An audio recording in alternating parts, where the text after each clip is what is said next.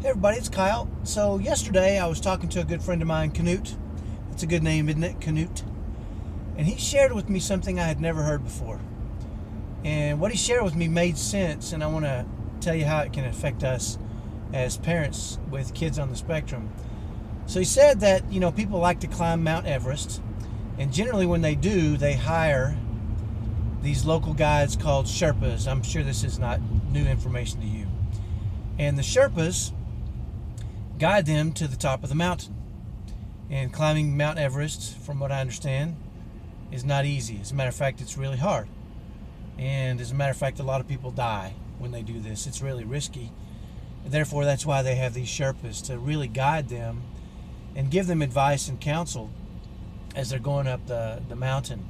But what I'd never heard before that Canute told me yesterday was that generally when they get to the top, they kind of let their Sherpas go. And they say, I've made it to the top. And then he said something really interesting. He said, did you know that most of the deaths that happen on Mount Everest happen on the way down, after they've let go of their guides, their Sherpas? And this got me to thinking a little bit about our family and how, there was a time when we were on this really serious autism roller coaster. I mean, I'll never forget the day that I coaxed my son, he was probably 6 at the time, into finally kind of mouthing or barely saying the words, I love you, to his mom.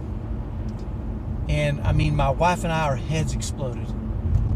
And we were at the top of this autism roller coaster. It was an exhilarating experience. I'm sure it's like being on the top of Everest.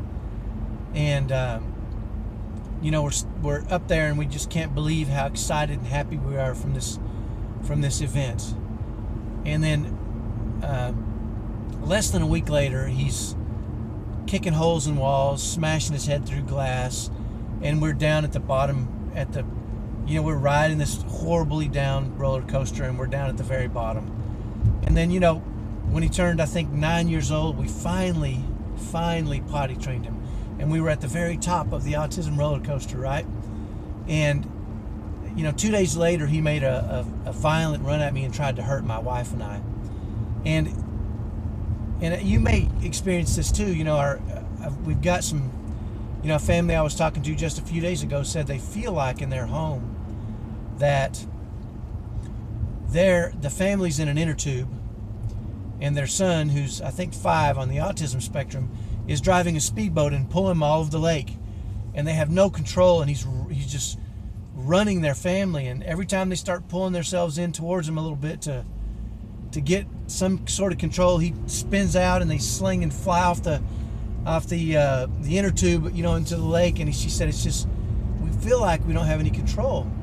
And it got me to thinking about how my wife and I were on this autism roller coaster for years, and the problems it caused for us, and how I wish, and once we started to really take the time to work when it was good, that's the time to have conversations with your wife or spouse, or with yourself, that says, I know the next meltdown is coming, the next tough event is on its way. How can I prepare myself to serve my child and my family in the best way possible?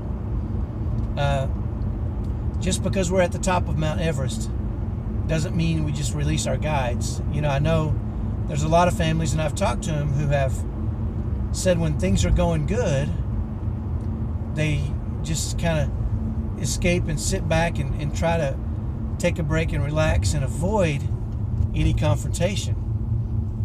And hoping, I guess, is the key word.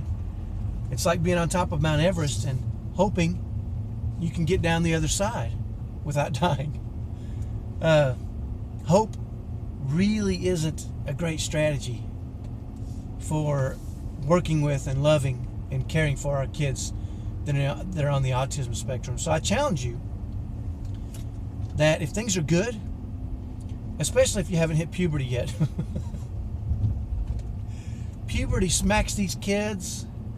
Yesterday a lady PM'd me on Facebook, and she said, "Help, my 11-year-old daughter has started to scream at us and, say things like, 'I hate you,' and all these things that sure do seem like they're associated with puberty." And my son went through a very difficult time too when it came to puberty, and a lot of families we've worked with have seen that time in our kids' lives become difficult. So if your strategy is to hope it'll get better, and you're on the autism roller coaster, there's extremely high highs where you're really happy, and then you have really difficult times, we want to help you.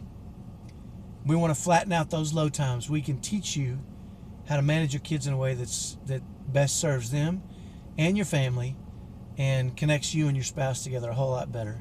So we want that for you. That's what we have. We have a happy family. We want you to feel that. So let us know how we can help. Have a great day. Hopefully that's been helpful. Get yourself a guide. Get yourself a Sherpa to help you down the mountain. Don't die. All right. Have a great day, and we'll talk to you next time. Bye-bye.